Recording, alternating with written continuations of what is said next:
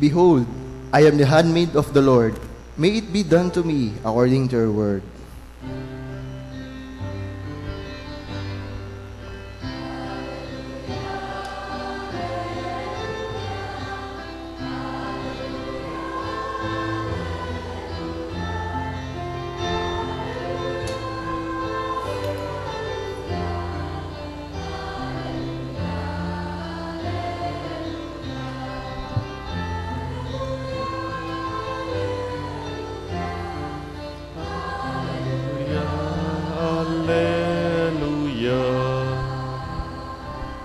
The Lord be with you. And with your spirit. A reading from the Holy Gospel according to St. Luke. Glory to you, O Lord.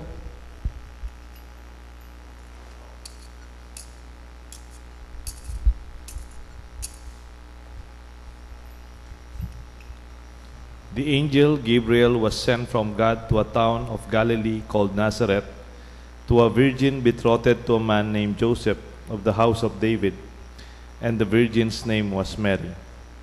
And coming to her, he said, Hail, full of grace, the Lord is with you. But she was greatly troubled at what was said, and pondered what sort of greeting this might be. Then the angel said to her, Do not be afraid, Mary. You have found favor with God. Behold, you will conceive in your womb and bear a son, and you shall name him Jesus. He will be great, and he'll be called Son of the Most High. And the Lord God will give him the throne of David his father, and he will rule over the house of Jacob forever, and his kingdom there will be no end. But Mary said to the angel, How can this be, since I have no relations with a man? And the angel said to her in reply, The Holy Spirit will come upon you. The power of the Most High will overshadow you. Therefore, the child to be born will be called Holy, the Son of God. And behold, Elizabeth, your relative, has also conceived a son in her old age. And this is the 6th month for her who was called barren, for nothing will be impossible for God. Mary said, Behold, I am the handmaid of the Lord. May it be done to me according to your word. Then the angel departed from her. The Gospel of the Lord. Praise to you, Lord Jesus Christ.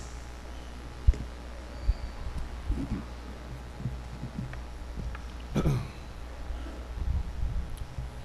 the name of the Father, the Son, and the Holy Spirit. Amen. If you notice our Gospel today, the same Gospel we proclaimed yesterday, because this is a Sunday Gospel. The Sunday Gospel A, B, C cycle would have their own cycle, and we cannot change them. So we have to respect the Sunday Gospel.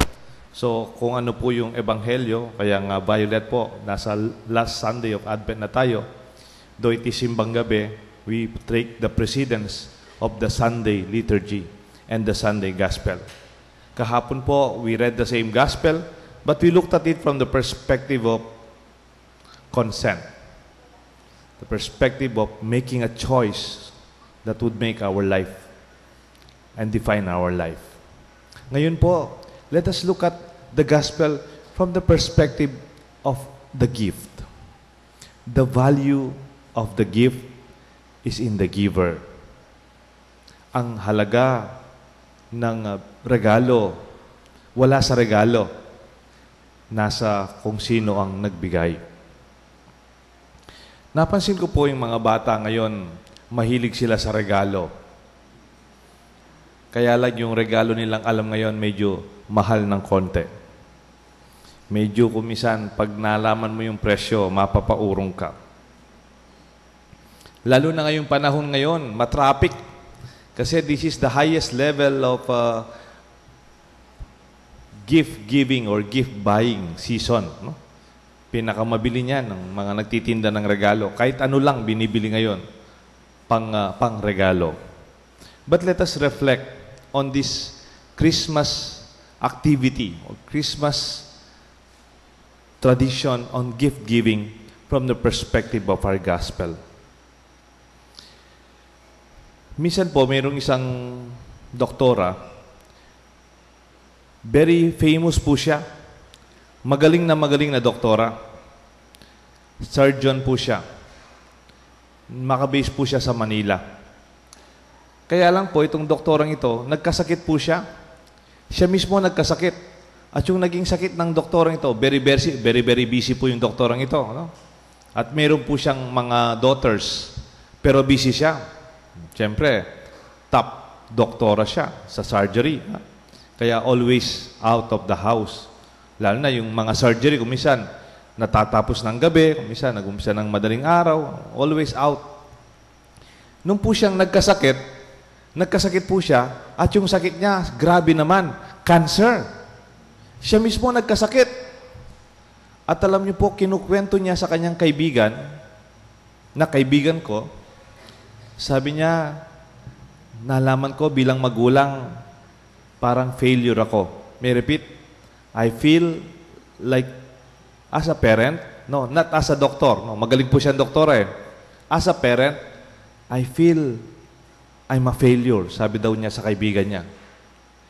Ngayong may cancer ako, nasa bahay lang ako, hindi ko umalis ng bahay, kung alis man ako, may check-up ako, napansin ko yung mga anak ko, they do not even visit me in my room. They do not even express care. Hindi man nila ako kinukumusta. Parang wala lang, kamukha ng dati. Mga dalaga na, yung mga anak niya, dalaga na. Hindi yung mga batang hindi na alam nangyayari mga bata. No? Minsan, mga bata hindi niya alam ng pain and sakit and suffering. Pero itong mga anak niya, dalaga na, college na, high school. May sakit yung mami nila at yung kasakit, hindi simpleng sakit, cancer. Pero itong mga anak niya, parang the same thing. Papasok sa school, babalik, kakain, manonood ng TV, gagawa ng assignment, matutulog, early morning, breakfast, aalis. As if parang walang nangyari sa nanay nila. Sabi ng nanay, I really feel I am a failure as a mother.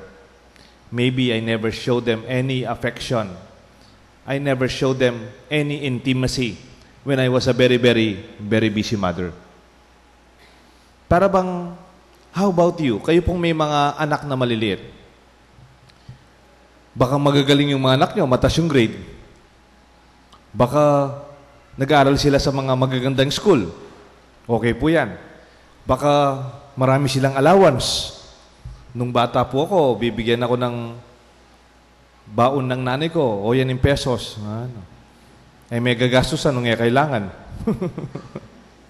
Iuwi ko na naman yung pera. Pero ngayon, mga bata, na pwede tang pesos, sabi ko. Emergency fund lang yan, sabi ng nanay ko. Kasi may baon po akong kinakain. Pero mga bata ngayon, they would have something far beyond when we were young.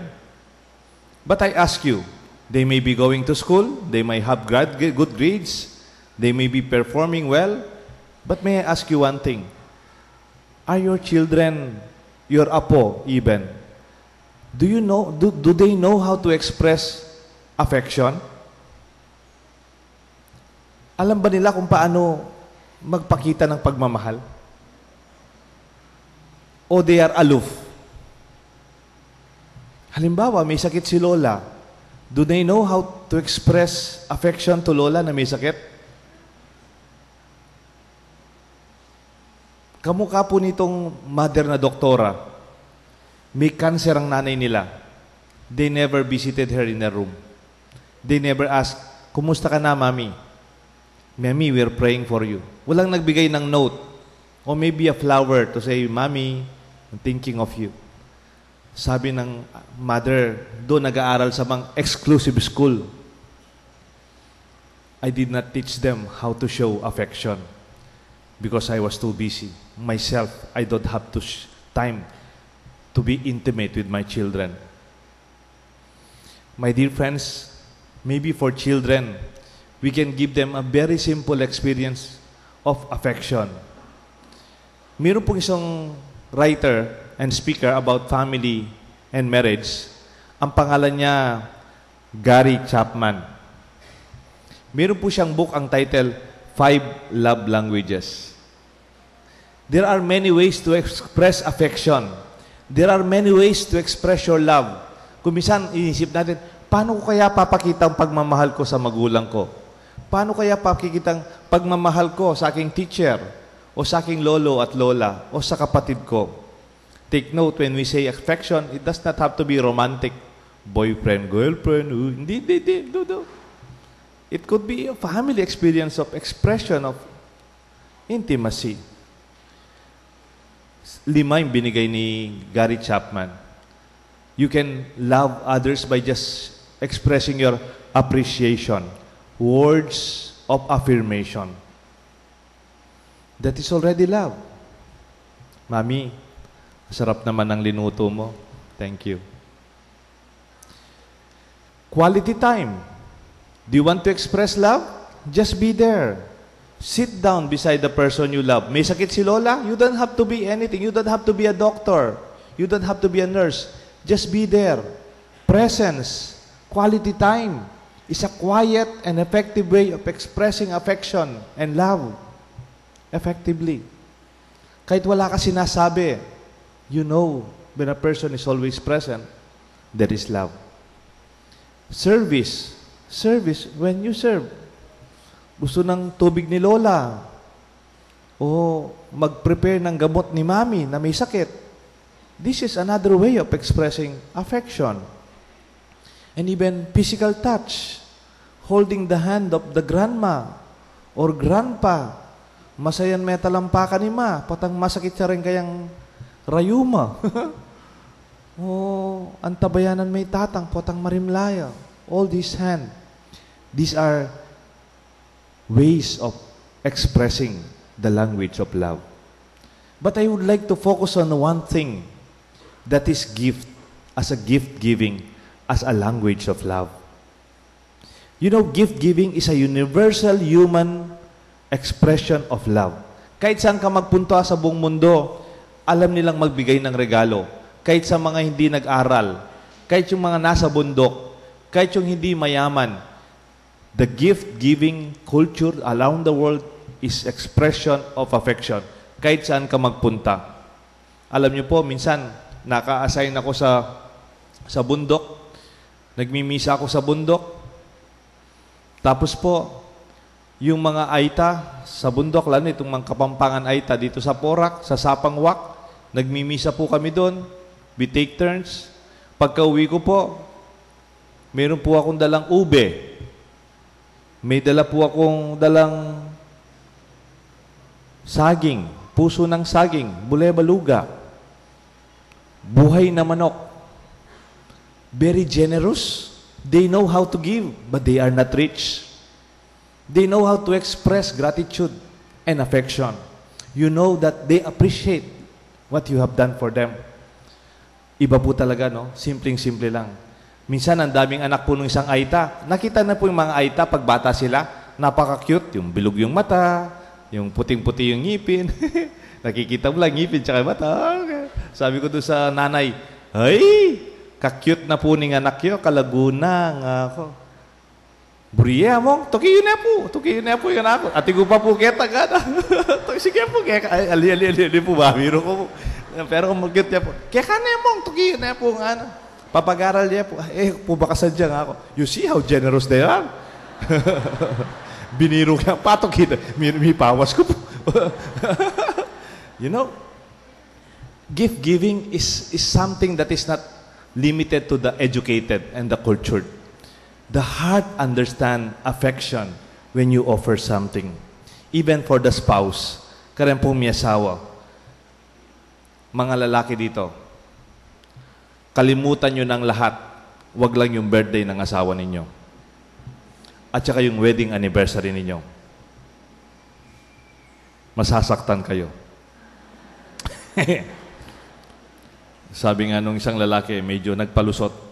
Ba't magagalit kang nakalimutan mo yung birthday mo? Ba't kang nagagalit na nakalimutan mo yung birthday mo? Kung ako, yung birthday ko mismo, nakakalimutan ko. Palusot. When you know special dates, special moments, you can express love by giving gifts. And when people are not given at the special moment, though they are not expected, they feel unloved. They feel neglected. That must be part of our human psyche. Sabi nga kumisan, Father, it's the thought that counts. Tama ho ba yan? It's the thought that counts. Opo. But you have to have a gift first before it counts. Kung puro thought lang po, wala pong score yun, walang score. Kailangan may gift. Tapos it's the thought that counts. Pero kung walang gift, it does not count. No? The thought is not enough. And I believe for the children, it is the easiest way to express affection if they are not used to. Kunyari, birthday nila, let them be the one to give gifts to other children. Kunyari, sanay silang tumatanggap, masarap tumatanggap, mga apo ninyo, mga anak nila. You also have to teach them how to share, how to give. Because that's the cycle of life. To receive and to share. Kumisan kasi mga bata, they do not even recognize where the gift is coming from or who is giving the gift. Minsan po, may isang babae, sorry po, true story po ito, nabasa ko. Yung pong kwento sa casino sa Las Vegas. Meron isang babae, Caucasian, white woman, matanda na po, siguro more than mag-80 years old. Alam niyo po, sa Las Vegas, marami po yung mga nagkakasinong matatanda, yung retired na. Umuwi po siya, kaya lang mga alas 12 na ng gabi. Dala-dala niya yung pinanalunan niya sa casino, hindi niya pa pinapalit. Yung mga, parang mga tokens. Chips, yon. Dala-dala niya. Kaya lang pupunta niya po sa elevator niya. No?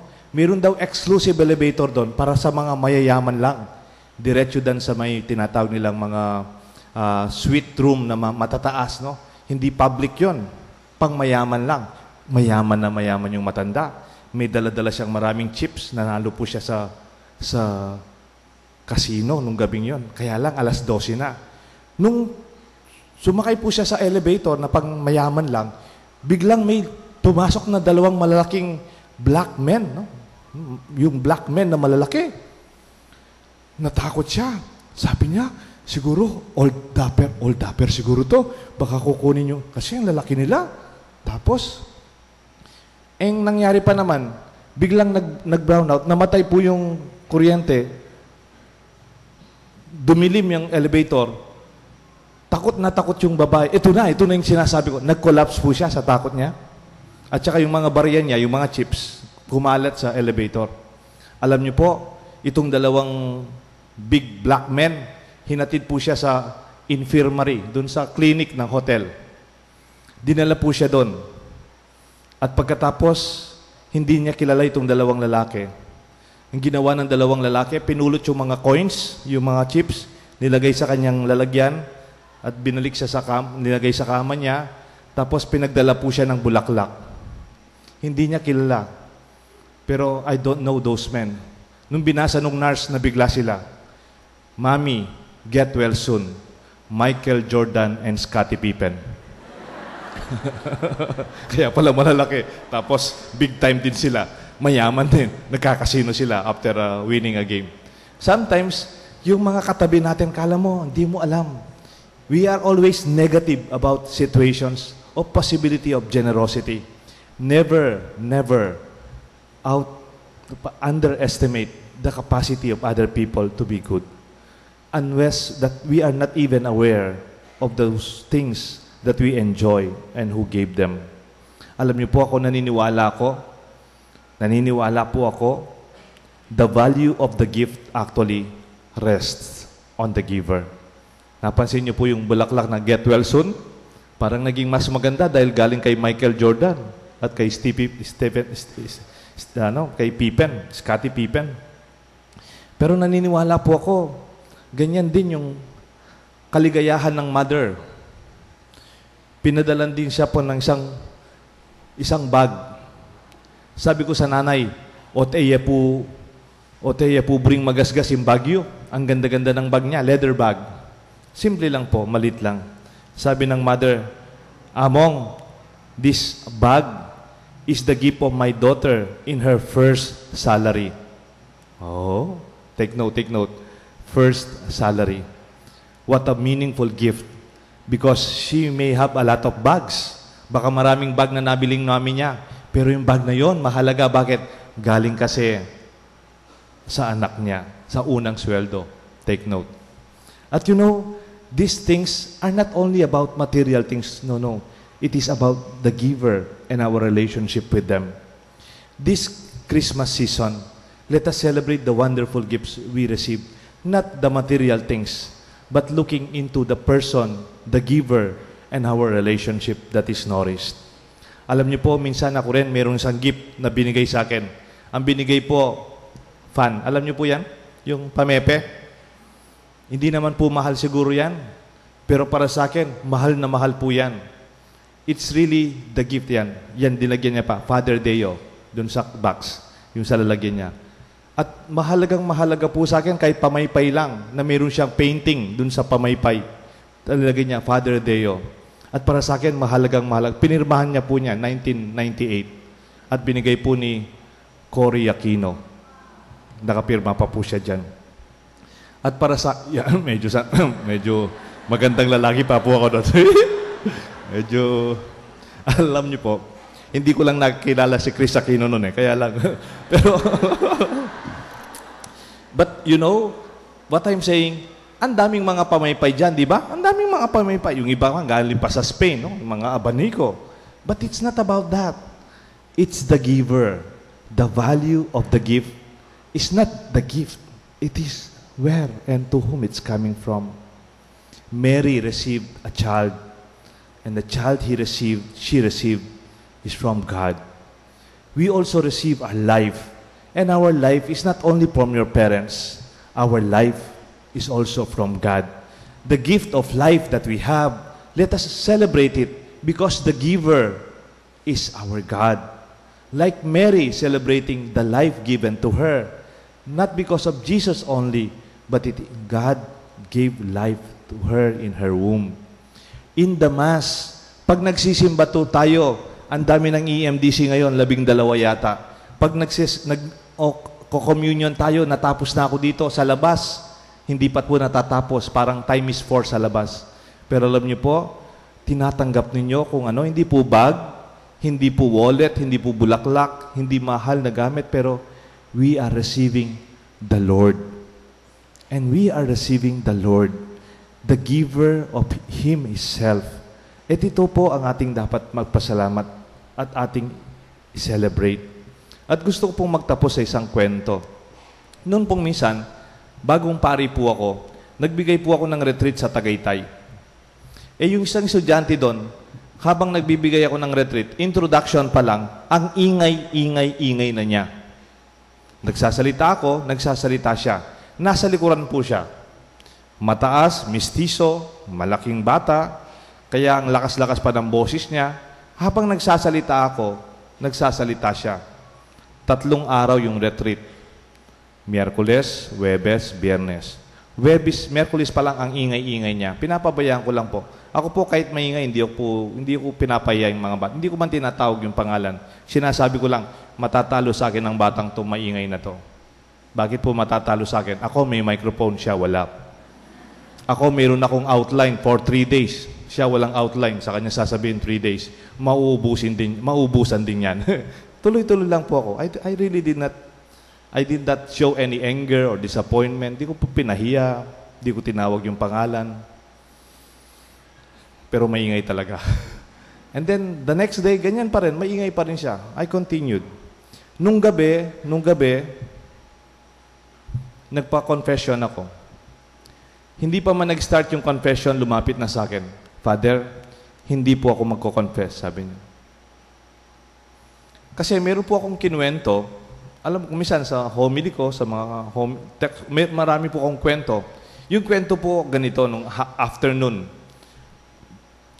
Sabi ko, may isang kabayo na tinapon. Tinapon yung isang kabayo at pinulot ng isang tatay na may farm. Kawawa naman yung kabayo, maliit pa po, binigay niya sa anak niya. Kaya lang yung kabayo, parang may sakit yung paa. Hindi perfect yung kabayo. Kaya lang, yung bata, parang ginawa niyang kaibigan yung kabayo. Kung naglalakad siya, kasama siya. Tapos po, pag pumapasok sa school, kasama yung horse. Tapos pag uuwi, kasama niya yung horse. Di man sumasakay sa horse. Tapos pati yung sa bahay nila, sa kwarto niya, nasa tabi niya yung horse. Hanggang lumaki ng lumaki yung horse. Suddenly, yung horse pa lang yon, hindi ordinary yung horse. May breed po siya. Breed. Binibreed pala dun sa malayong farm doon, kaya lang dahil may diferensya, dinispose. Kaya lang hindi pinatay. Kaya pala lumaki ng lumaki yung kabayo, may breed siya, kaya lang may konting diferensya yung paa. Pero every morning, minamasahe nung bata. Minamasahe yung horse. At nagkaroon po ng parang local race dun sa bayan nila. Parang may feast day, may local race. Lumaban po itong young boy with the horse. Lumaki po siya. May breed talaga. Kaya lang may diferensya siya. Kaya lang na-heal because of the great love of the boy.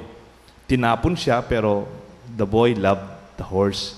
Nung lumaban po siya, yung mga ibang jockey, pinapalo po yung mga kabayo nila. Pinapalo, malakas. Pinapalo para mabilis yung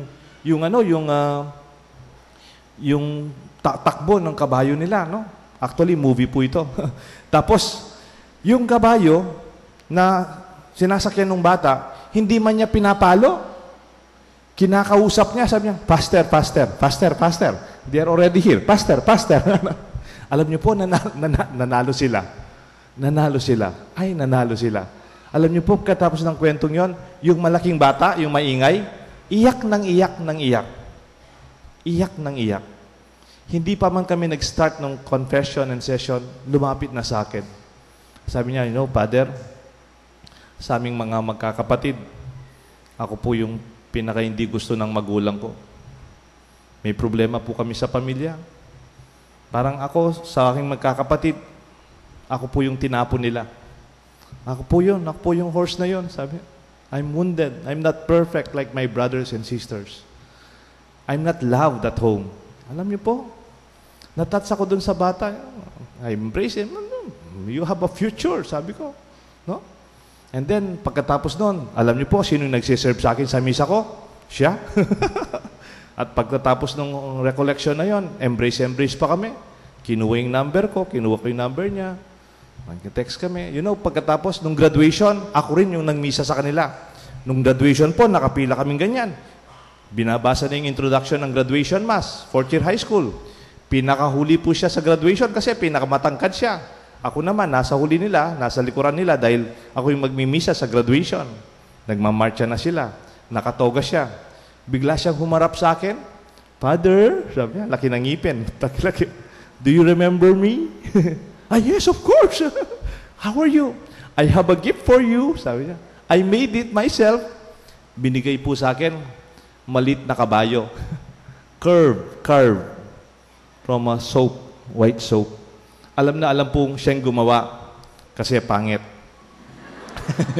Hindi naman po commercial na. I made that for you, Father. Thank you very much for the story. Thank you very much, Father. Sabi niya, alam niyo, inawakan ko yung malit na kabayo sa kamay ko. Nanginig ako, yung parang nanginig ako sa tuwa. Napaiyak po ako. Alam niyo bakit? Yung simpleng regalo ng batang yon, it gave the meaning of my priesthood. It gave the purpose of my ordination. Sabi ko, if I can only touch one soul in my ministry, I think that's already enough. Did you see how a small expression of affection and gratitude would also affirm another person? You don't have to spend a lot. You just put a lot of heart and a lot of meaning, a lot of purpose to a relationship that matters to you.